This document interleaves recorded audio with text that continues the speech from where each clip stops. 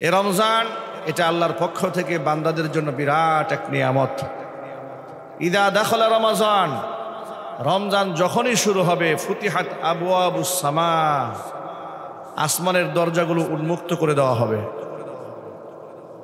ওয়া গুল্লিকাত আবওয়াবু জাহান্নাম, জাহান্নামের দরজা বন্ধ করে দেওয়া হবে। ওয়া সুলসিলাতিশ শায়াতিন, শয়তানকে শৃঙ্খলে আবদ্ধ করে দেওয়া হবে। বান্দার আমল নামার আল্লাহর কাছে মাকবুল হওয়ার জন্য বান্দা আমল করার ক্ষেত্রে কোনো প্রতিবন্ধকতার সম্মুখীন আর হবে না। চিৎকার দিয়ে এখন সুবহানাল্লাহ। এটা এমন এক মাস যে মাসে একটি নফল ইবাদত করলে অন্য মাসের ফরজের সমতুল্য সওয়াব আল্লাহ পাক দান করেন। এই মাসে একটি ফরজ ইবাদত করলে অন্য মাসে ৭০টা ফরজের সমান সওয়াব আল্লাহ আমলনামায় দান করেন। কুল্লু আমাল ইবনি আদম ইউদাআফুল হাসানাতু বিআশরি আমসালিহা ইলা ৭০০ যুইফিন। ক্বালা আল্লাহু তাআলা ইল্লা সাওম ফাইন্নাহু লি ওয়া আনা আজজি বিহি ওয়া ফি রিওয়ায়াতিন ওয়া আনা উজজা বিহি ইয়াদাউ তুআমাহু ওয়া শাহওয়াতাহু লিআজলি। নবী করিম সাল্লাল্লাহু আলাইহি সাল্লাম বলেছেন, প্রতিটা আদম সন্তানের আমলনামাকে ইখলাসের উপর ভিত্তি করে 10 গুণ থেকে রমজানের 700 গুণ পর্যন্ত বৃদ্ধি করে দেওয়া হয়। এর মানে হচ্ছে রমজানের বাহিরে আপনি কোরআন শরীফে এক খতম দিয়েছেন, আপনি সেখানে স্বভাবতই মান জাআ বিল হাসানাতি ফালাহু আশরু আমসালিহা 10 খতমের সওয়াব পেয়েছেন। কিন্তু রমজানে ইখলাস বেশি হলে, যদি মোহাব্বত ভালোবাসা বেশি হয়, শুধু রমজানে এক খতমের বিনিময়ে 700 খতমের সওয়াব আল্লাহ পাক আমল নামায় লিখে দেন। সুতরাং এই মাসটা একটা অফারের মাস, এটা লুভনীয় অফারের মাস। এই জন্য 2 মাস আগে থেকে নবী করিম সাল্লাল্লাহু আলাইহি সাল্লাম রমজানের জন্য প্রস্তুতি গ্রহণ করতেন। এমনকি আল্লাহর কাছে প্রতিনিয়ত দোয়া করতেন। 2 মাস আগে থেকেই দোয়া করতেন যে আল্লাহ রজবে শাবানে বারাকা দান করো, রমজান পর্যন্ত নেক হায়াত দারাজ করো। উম্মুল মুমিনিন মা আয়েশা সিদ্দিকা রাদিয়াল্লাহু তাআলা আনহা বলেছেন, নবী করিম সাল্লাল্লাহু আলাইহি সাল্লামের রমজানের প্রস্তুতিটা কেমন ছিল একটু তোমরা শুনে রেখো। মানে রমজান আসার আগে, রমজান পাওয়ার পূর্বে আল্লাহ রসুলের প্রস্তুতি কেমন ছিল আর আমাদের প্রস্তুতি কি, দুয়ের মধ্যে বিরাট একটা পার্থক্য আছে। মা আয়েশা রাদিয়াল্লাহু তাআলা আনহা বলেন,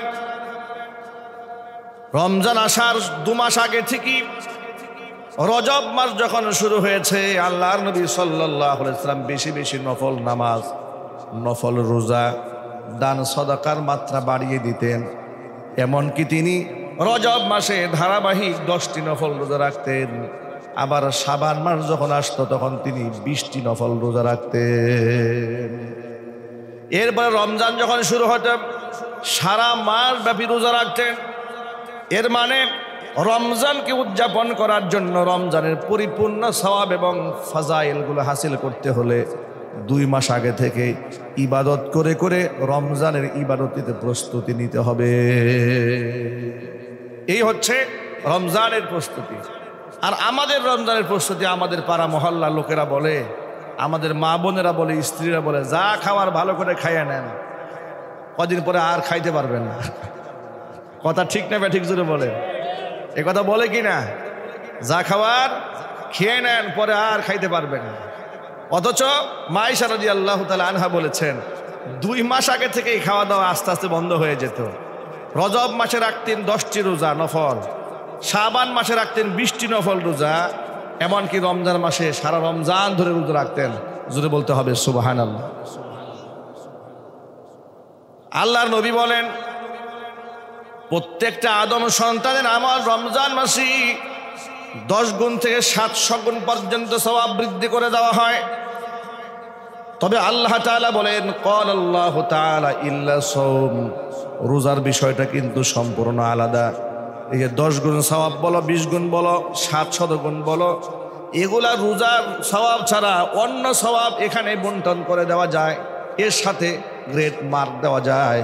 কিন্তু রোজার বিনিময় যে কি হবে এটা তোমরা পরিমাণ করতে পারবা না, পরিমাপ করা সম্ভব হবে না। এটা আমি আমার বান্দাকে নিজ হাতে কিয়ামতের দিন প্রদান করব।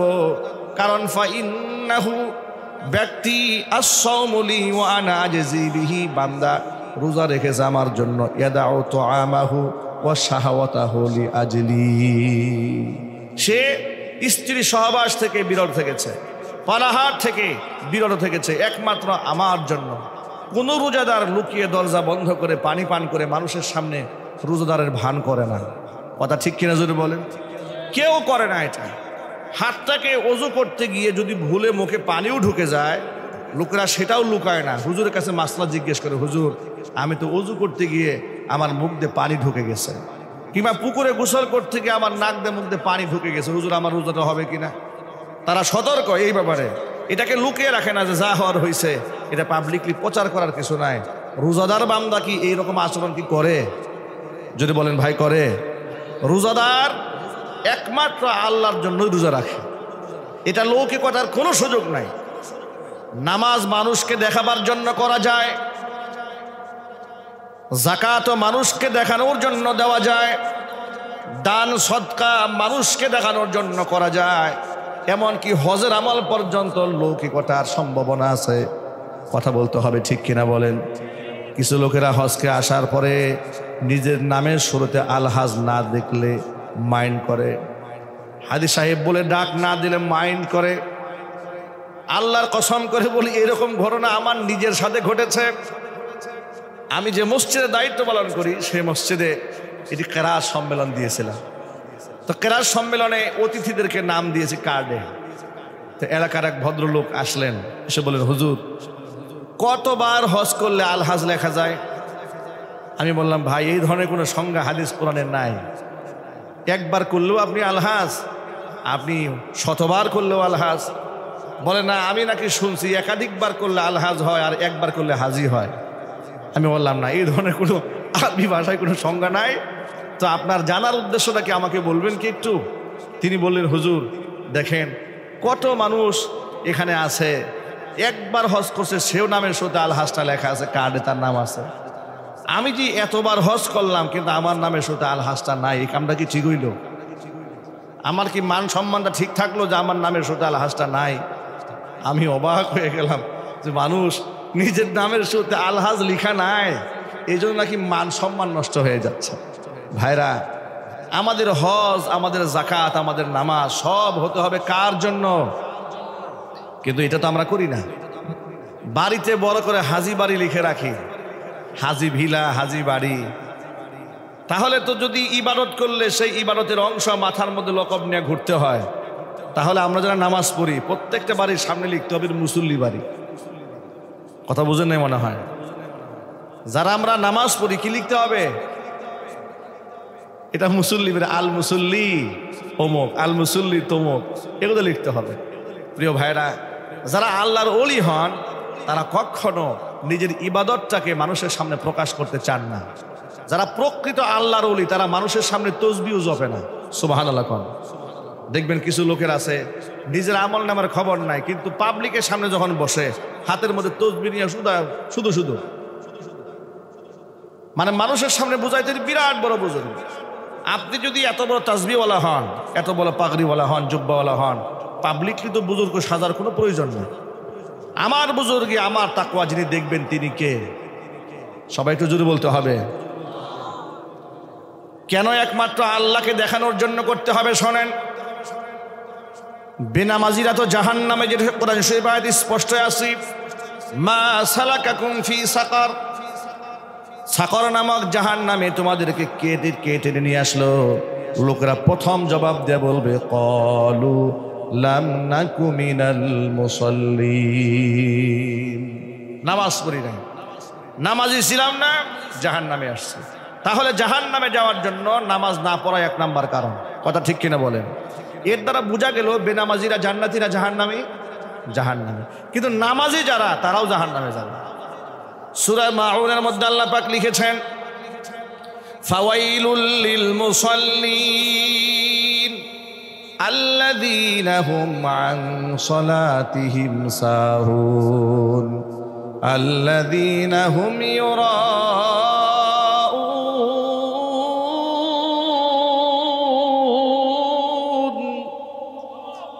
আল্লাহ পাক বলেন, ফাওয়াইলুল লিল মুসাল্লিন, জাহান্নাম, দুর্ভোগ ওই সমস্ত মুসল্লিদের জন্য। আল্লাযীনা হুম আন সলাতিহিম সাহুন, যারা তাদের নামাজ থেকে উদাসীন এবং গাফেল। যারা নামাজ পড়ে তো আল্লাযীনা হুম ইউরাউন, ওরা আমার খুশির জন্য নামাজ পড়ে না, আমার আনুগত্য প্রকাশ করার জন্য নামাজ পড়ে না, ওরা নামাজ পড়ে মানুষকে দেখাবার জন্য। হাদিস শরীফে আল্লাহর নবী সাল্লাল্লাহু আলাইহি ওয়াসাল্লাম বলেছেন, মান সাল্লা ইউরাইন নাস ফাকাদ আশরাকা, মানুষকে দেখাবার জন্য যেই ব্যক্তি নামাজ পড়ে সেই ব্যক্তি ইবাদত করে না, বরং আল্লাহর সাথে শরীক করে। ওয়া মান তাসাদদাকা ইউরাইন নাস ফাকাদ আশরাকা, যেই ব্যক্তি মানুষকে দেখাবার জন্য দান করে সেই ব্যক্তি আল্লাহর সাথে শরীক স্থাপন করে। জোরে কর নাউজুবিল্লাহ। কোনো একটা মাহফিলে হোক, মজলিসে হোক, প্রকাশ্য দান করার সময় যদি মনের মধ্যে এই ভাবটা চলে আসে সবাই আমাকে বড় দানবীর বলবে, তাহলে সাথে সাথে আল্লাহর কাছে ইস্তিগফার করে নেবেন, তওবা করে নেবেন, নিয়তটাকে খালেস বানায় নেবেন পাবলিকলি। যদি এই জন্য জাহিরি প্রকাশ্য দানের মধ্যে ঝুঁকি আছে, ইবাদত নষ্ট হওয়ার। গোপন আমলে কোনো ঝুঁকি নাই। সুবহানাল্লাহ। গোপন আমল নষ্ট হওয়ার ঝুঁকি আছে না? গোপন আমল তো দেখানোর কিছু নাই, এই জন্য ঝুঁকিও কম থাকে। এই জন্য আমরা যা করব একমাত্র কার জন্য করবো? জোরে বলেন। ইন্না সলাতি ওয়া নুসুকি ওয়া মাহইয়ায়া ওয়া মামাতি লিল্লাহি রাব্বিল আলামিন, নিশ্চয় আমার নামাজ, আমার কুরবানি, আমার জীবন, আমার মৃত্যু সব বিশ্ব প্রতিপালক আল্লাহ রাব্বুল আলামিনের জন্য নিবেদিত। ইখলাসটাকে দিলের মধ্যে রাখবেন, মনে রাখবেন ইখলাস মানুষকে দেখাবার জিনিস নয়। এটা মানুষের সামনে বুজুর্গি ভানও ধরতে হয় না। আমি তাহাজ্জুদের নামাজ পড়ি, আমি কোরআন তেলাওয়াত করি, সকালবেলা যাই নামাজ তালাশ করি, কোরআন তেলাওয়াত দিয়ে আমার দিবস শুরু করি, এই ধরনের কথাবার্তা পাবলিকলি যারা প্রচার করে, আল্লাহর কসম তারা আল্লাহর জন্য নামাজ পড়ে না, রোজাও রাখে না। এরা মানুষের সিম্পিতি হাসিল করতে চায়। বিগত 16 বছর বাংলাদেশে যে স্বৈরাচারী নৈরাজ্য সৃষ্টি করেছিল, জুলুম নির্যাতন করেছে, ক্ষুধাদ্রোহিতা করেছে, ইসলামের বিরুদ্ধে আইন করেছে, আর এমন আমাদেরকে বিনা কারণে জেলখানায় ঢুকায় দিয়েছে, ওই স্বৈরাচারী জালেম বর্তমান প্রজন্মের জন্য, গোটা বিশ্বের জন্য রোল মডেল, লেটেস্ট ফেরাউন শেখ হাসিনা। সেও কিন্তু জাতীয় সংসদে দাঁড়ায় বলতো, আমি সকালবেলা সবার আগে যাই নামাজ তালাশ করি। কথা ঠিক না ব্যাঠিক? জুড়ে বলেন। সকালবেলা সবার আগে যায় নামাজ তালাশ করে উনি, কোরআন তেলাওয়াত দিয়ে ওনার দিবস সূচনা হয়, শুরু হয়। এরপরে উনি আল্লাহর কাছে কি দোয়া করে? আমার মনে হয়, এটা আমার ধারণা, উনি নামাজ পড়ে ফেরাউনের মতো বলতো, আল্লাহ তুমি আমার তৌফিক দিও, আমি যেন আজকে 500 আলেমদের গ্রেফতার করে জেলখানায় ঢুকাইতে পারি। কথা ঠিক না ব্যাঠিক? জুড়ে বলেন। আপনাদেরকে একটা তথ্য জানায় রাখি, এটা হয়তো আপনারা অনেকে জানেন না। ফেরাউন যে নিজেকে খোদা দাবি করেছিল, আনা রব্বুকুম আলা বলেছিল, আপনারা অনেকে জানেন যে ফেরাউন রাতের বেলায় তাহাজ্জুদের নামাজে আল্লাহর কাছে কান্নাকাটি করত।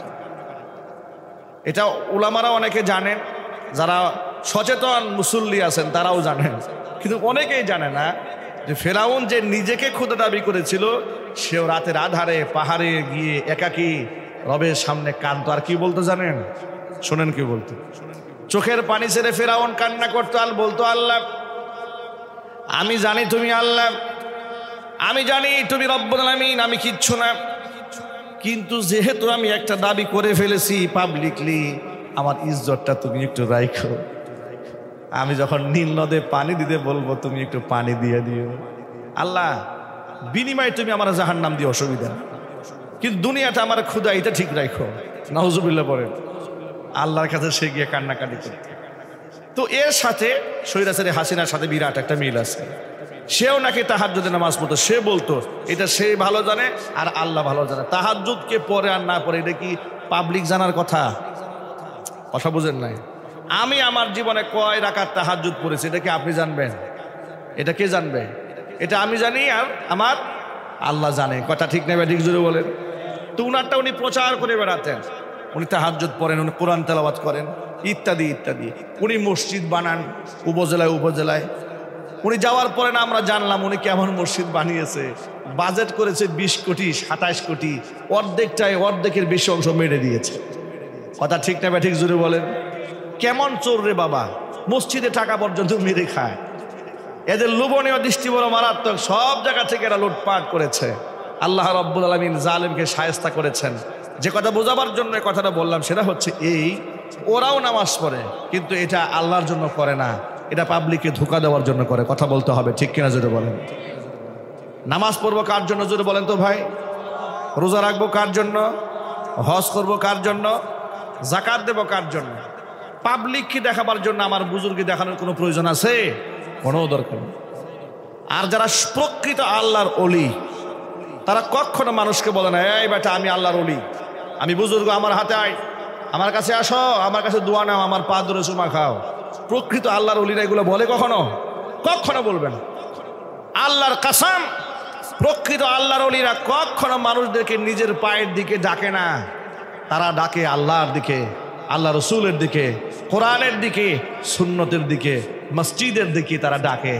আর যারা ভণ্ড তারা নিজের পায়ের দিকে ডাকে, তারা ডাকে মাজারের দিকে, তারা ডাকে শিরকের দিকে, তারা ডাকে বিদআতের দিকে, তারা ডাকে কুফর কুসংস্কারের দিকে। কথা ঠিক নেবে ঠিক জুড়ে বলে। আল্লাহর ওলিরা কখনো নিজের পায়ের দিকে মানুষকে ডাকে না, নিজের বড়ায়ত্ব কখনো মানুষের সামনে প্রচার করে না। এমনকি আল্লাহর প্রকৃত ওলিরা নিজের প্রশংসাও পাবলিকলি শুনতে চান না। সুবহানাল্লাহ। আমি আমার এই ছোট্ট জীবনে আমি বহুত বড় বড় আল্লাহর ওলিদেরকে দেখেছি যে মাইকে তার নামটা একটু প্রশংসা করে উচ্চারণ করা হয়েছে, তিনি খুব কষ্ট পেয়েছেন, তিনি মনে খুব আঘাত পেয়েছেন। আমি আপনাদেরকে একটা কথা বলি, উস্তাজে মোহতারাম আমার সরাসরি বুখারীর উস্তাদ মুফতি আব্দুল মালিক হাফিজাহুল্লাহ, বর্তমান বাইতুল মোকাররমের যিনি খতিব সাহেব, আপনারা তাকে চেনেন। উপমহাদেশের একজন শ্রেষ্ঠ গবেষক আলেম, বিরাট বড় গবেষক আলেম, অনেক উঁচু তবকার আলেম। নিজের নামের শুরুতে উনি মুফতিও লেখেন না, অথচ মুফতি উনি জন্ম দেন। সুবহানাল্লাহ। তার কাছ থেকে, তার তাখাসসুসের ক্লাস থেকে, মারকাজুদ দাওয়া আল ইসলামিয়া থেকে যারা তাখাসসুস ফি উলুমিল ফিকহ, উলুমুল হাদিসে করে, উলুমুল ফিকহ যারা করে, তারা মোটামুটি জমানার শ্রেষ্ঠত একজন মুফতি হন, শ্রেষ্ঠ একজন হাদিস বিশারদ হন। এই যে রেজাউল করিম আবরার আমাদের ছোট ভাই, অল্প বয়সে কত গবেষণালব্ধ কথাবার্তা বলেন, কত বাতিলদের মোকাবেলা করেন। আব্দুল মালিক হাফিজাহুল্লাহ এক খাস তত্ত্বাবধানে থেকে সে পড়াশোনা করে বড় হয়েছে। তার উস্তাদ মুফতি আব্দুল মালিক হাফিজাহুল্লাহ নিজের নামের শুরুতে ছোট্ট করে আব্দুল মালিক লিখতে চান।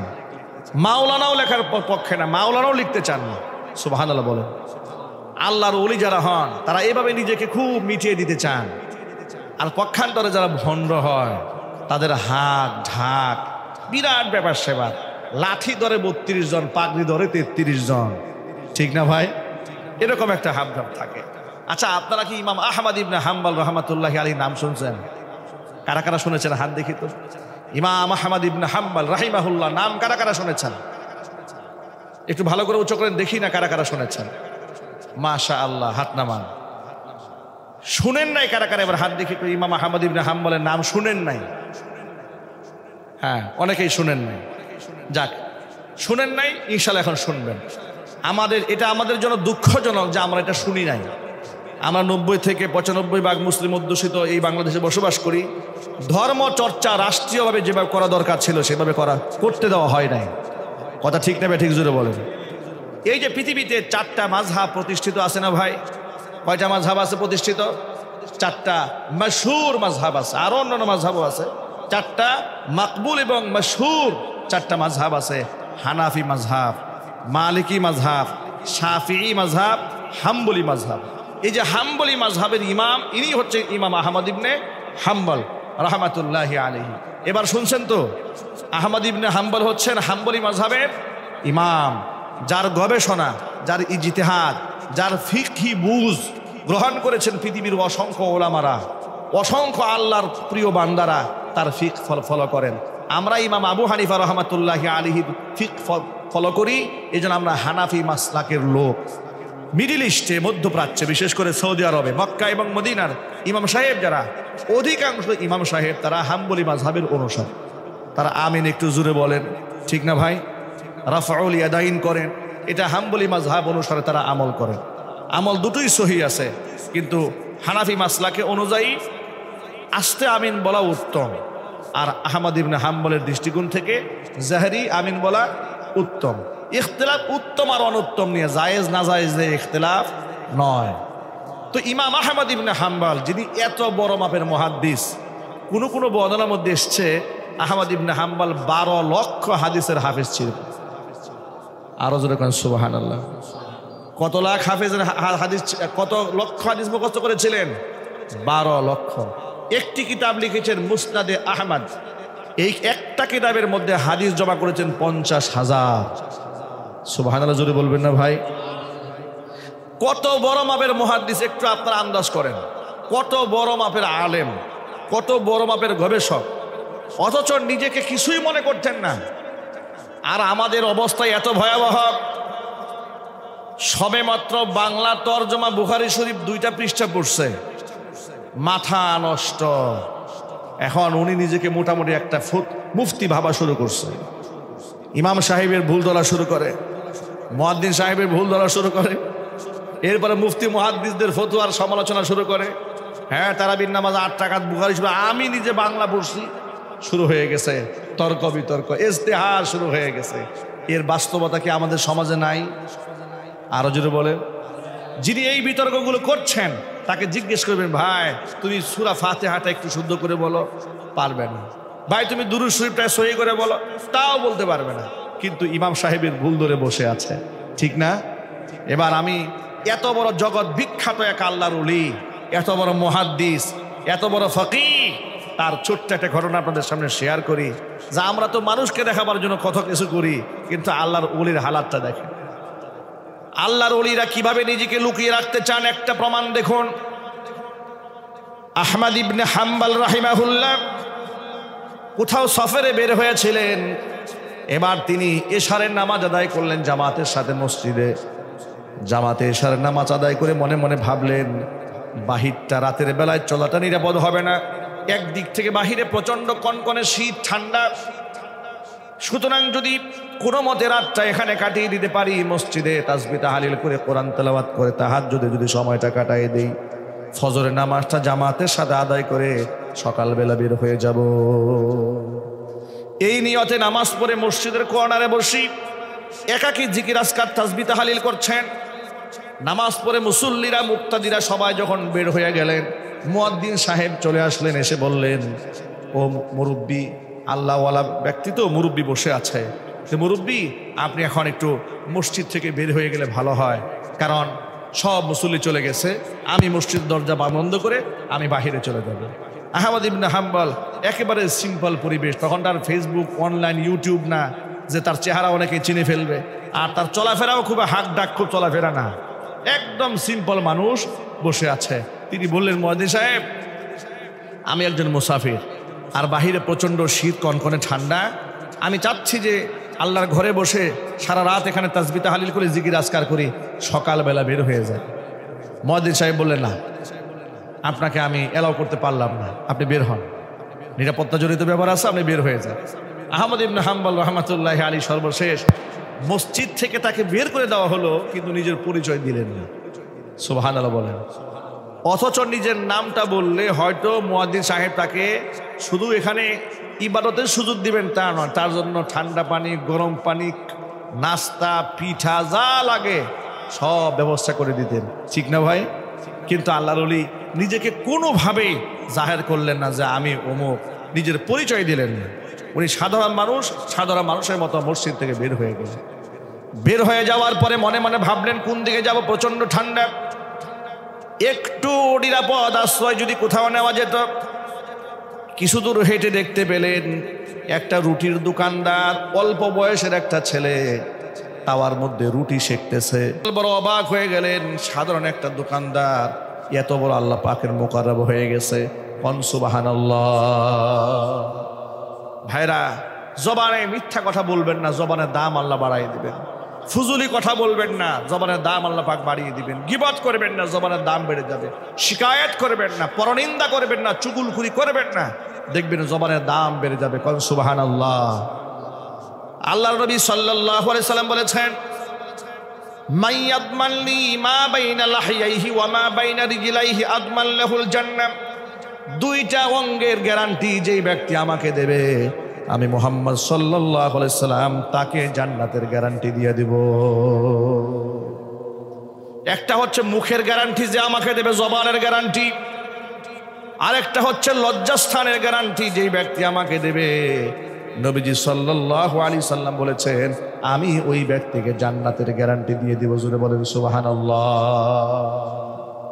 জবানের হেফাজত করতে হবে। এই যে সামনে রমাদান আসতেছে, এই রমজান মাসে রোজা রেখে এই মুখ দিয়ে আমরা একটি মিথ্যা শব্দ উচ্চারণ করব না। একটু জোরে বলতে হবে ইনশাআল্লাহ। একটি মিথ্যা শব্দ এই মুখ থেকে উচ্চারিত হবে না রোজা রেখে।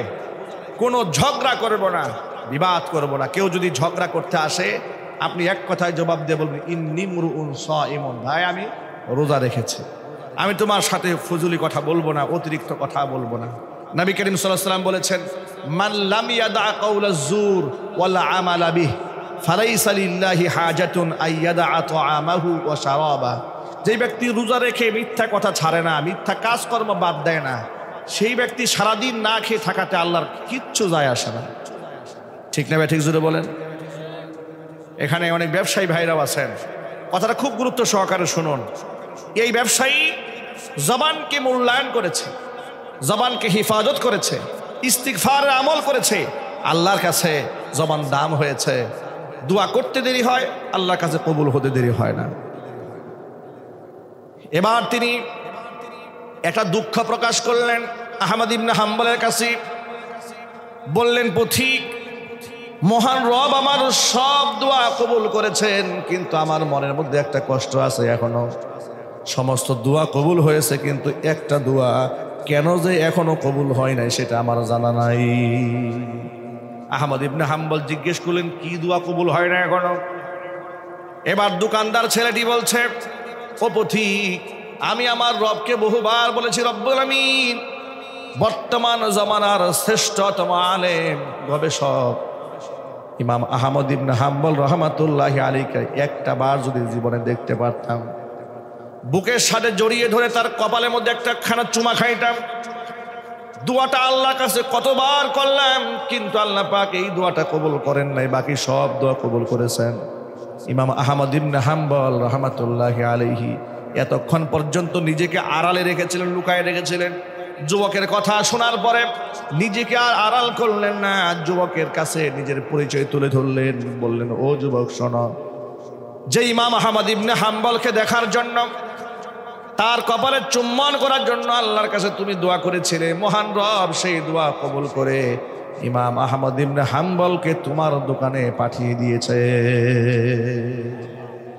এবার তিনি বুকের সাথে আলিঙ্গন করলেন, কপাল ধরে চুমু খেলেন।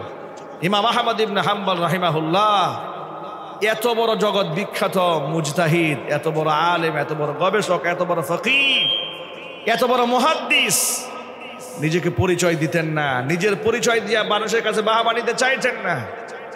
আর আমরা সামান্য দুদিন রোজা রাখলে গল্পই করি 6 মাস। কথা বলেন ঠিক কিনা?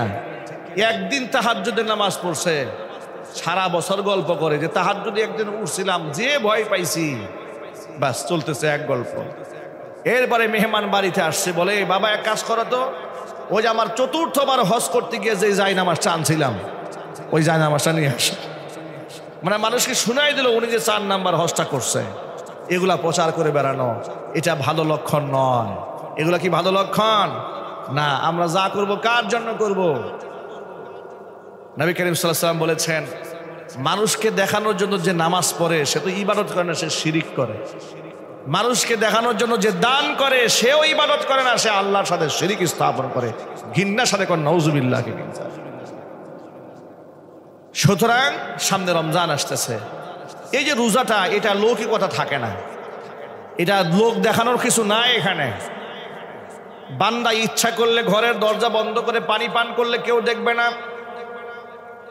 কোনো রোজাদার ভুলেও এই কাজটা করে না। পুকুরে ডুব দিয়ে পানি পান করলে দুনিয়ার কেউ দেখবে না, কিন্তু কোনো রোজাদার এই কাজটা করে না। ভুলে যদি নাক দিয়ে মুখ দিয়ে পানি চলে যায়, অপরাধ প্রবণতায় ভুগে দৌড়ে ইমাম সাহেবের কাছে আসে, হুজুর বিরাট ভুল হয়ে গেছে, গোসল করতে গিয়ে নাক দিয়ে মুখ দিয়ে পানি ঢুকে গেছে, রোজা কি হবে না? হবে না। মাসালা জানতে চায়। এর মানে নিজেকে এতটুকুন অন্যায়ের কারণে নিজেকে অপরাধ প্রবণতায় ভুগতে থাকেন, কোনো অন্যায়কে তিনি আড়াল করেন না, তাহলে রোজা বান্দা কার জন্য রাখে? সবাই বলেন না ভাই, কার জন্য রাখে? এই জন্য আল্লাহ পাক বলেন ফাইন্নাহু আস-সাওমু লি ওয়া আনা আজজি বিহ, রোজা আমার জন্য, বিনিময়ে আমি নিজ হাতে প্রদান করব। অফি রিওয়ায়াতিন ওয়া আনা উজজা বি, রোজার বিনিময়ে আমি আল্লাহ পাক নিজেই বান্দার জন্য হয়ে যাব। জোরে বলেন সুবহানাল্লাহ। এই রমজান একদম আমাদের নাকের কাছে চলে এসেছে, রমজানের ঘ্রাণ লাগতেছে। আমরা এখন থেকে মানসিক প্রিপারেশন গ্রহণ করব, শারীরিকভাবে প্রস্তুতি গ্রহণ করব। রমজানের একটি রোজাও আমরা শারীরিক ওজর ছাড়া কাজা করব না। আমরা বলি ইনশাআল্লাহ। আমরা নিজেরাও রোজা রাখবো, নিজের স্ত্রী সন্তান তাদেরকেও আমরা রোজা রাখতে উদ্বুদ্ধ করব।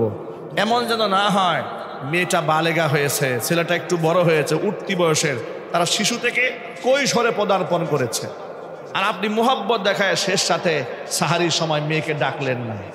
অনেক বাপ মা খুব মোহাব্বত করে বলে যে না মা তুমি রোজা রাখতে যেও না, তোমার কষ্ট হবে, তোমার চেহারা গ্লেজ নষ্ট হয়ে যাবে, পরীক্ষার রেজাল্ট খারাপ হবে, খুব মোহাব্বত দেখাচ্ছে। আপনারা বলেন মা বাবা তার সন্তানকে যতটুকু ভালোবাসেন, মহান আল্লাহ কি তার বান্দা বান্দিকে কম ভালোবাসেন? আরো জোরে বলেন। আমরা আমাদের সন্তানকে যতটুকু ভালোবাসি, আমার রবকে আমার সন্তানকে কম ভালোবাসেন? নিশ্চয়ই এর থেকে কোটি গুণ বেশি ভালোবাসেন। কথা বলতে হবে, ঠিক কিনা? তাহলে সে আল্লাহ আমার সন্তানের উপর রোজাকে ফরজ করেছে, আমার ছেলের উপরে ফরজ করেছেন, মেয়ের উপর ফরজ করেছেন। বরং আপনি আমি গার্জিয়ান হিসেবে এই ব্যাপারে সিদ্ধান্তে অনড় এবং অবিচল থাকবো যে আমার ঘরে কোনো বেরোজাদার থাকতে পারবে না। কথা ঠিক নেবে, ঠিক বলেন? আমি সবগুলো রোজা রাখবো, বলেন না ইনশাআল্লাহ? মা বোনেরা কথাগুলো শুনতে পাচ্ছেন? মা বোনদেরকে ছোট্ট করে বলে দিচ্ছি, আল্লাহ নবী সাল্লাল্লাহু আলাইহি সাল্লাম বলেছেন আল মারআতু ইযা সাল্লাত খামসাহা, মহিলা যদি 5 ওয়াক্ত নামাজ ঠিকঠাক মতো আদায় করে, ওয়া সামাত শাহরাহা, রমজানের রোজা রাখে, ওয়া আতাআত বালাহা, নিজের স্বামীর আনুগত্য করে, ওয়া আহসানাত ফারজাহা, সতীত্বের হিফাজত করে, জান্নাতের 8টি দরজা দিয়ে কিয়ামতের দিন 8 দরজার যেই দরজা দিয়ে খুশি ওই দরজা দিয়ে মহিলা আল্লাহর জান্নাতে চলে যাবে। রমজানের রোজা যদি কেউ ইচ্ছাকৃতভাবে ভঙ্গ করে, শারঈ ওজর ছাড়া এমনিই ভেঙে ফেলছে, এটার কাজা এবং কাফফারা কতটুকু করতে হয় আপনাদের জানা আছে না ভাই? বলেন তো দেখি, একজন বলেন। ইচ্ছাকৃতভাবে রোজা ভাঙলে কি করতে হয়? কয়টা কাজা করতে হয়? এক, শুধু 60টা নাকি একটা না 60টা? 60টা শুধু না, 61টা কাজা এবং কাফফারা সহ একটা না। একটা হচ্ছে কাজা আর 60টা হচ্ছে কাফফারা। একটা রাখতে হবে। 59টা রাখার পরে যদি একটা বাদ দিয়েছে, তাহা আবার নতুন করে 60টা রাখতে হবে। এটা হচ্ছে দুনিয়াবি পানিশমেন্ট। যদি আপনি ইচ্ছা করে রোজা ভাঙেন, শরীয়ত আপনাকে এই সীমারেখা দিয়েছে। হযরত আলী কাররামাল্লাহু ওয়াজহা কি বলেছেন শোনেন। হযরত আলী বলেন, যদিও শরঈ দৃষ্টিকোণ থেকে একটি রোজা ভঙ্গ করার কারণে তাকে 60টা রোজা রাখতে হয়, কিন্তু একটি রোজা না রাখার কারণে যে 60টা রাখলো, সে কিন্তু এটার শুধুমাত্র কিছুটা শাস্তি ভোগ করেছে। কিন্তু একটি ফরজ রোজার মূল্য এত বেশি, সে যদি কাজা করার পরে বিনিময়ে তার সারা জীবনও রোজা রাখে, মৃত্যু পর্যন্ত যদি সে রোজা রাখে, সে একটি রোজার সওয়াব সে ব্যক্তি সমতুল্য লাভ করতে পারবে না। যেরকম সুবহানাল্লাহ। একটা রোজার মূল্য এত বেশি, এটাকে হিয়ালিপনা করে, খামখেয়ালি করে ভেঙে ফেলার কোনো সুযোগ নাই। আল্লাহ তাআলা যেন রমজানের সবগুলি রোজা, সাহারি, ইফতার আমাদের সুন্নাহ মোতাবেক পালন করার তৌফিক দান করেন। জোরে কোন আমিন। সবগুলো রোজা কারা কারা রাখবেন এবার হাত দেখতে চাই। কারা কারা রাখবেন ইনশাআল্লাহ? আল্লাহ তাআলা কবুল করেন। জোরে কোন আমিন। তারাবির নামাজ পড়বো তো ইনশাআল্লাহ। কয় রাকাত? আরো জোরে। 8 রাকাত 12 রাকাতের কোনো ফতোয়া চলবে না, একদম পরিষ্কার কথা। তারাবি কয় রাকাত? ইনশাআল্লাহ বলেন।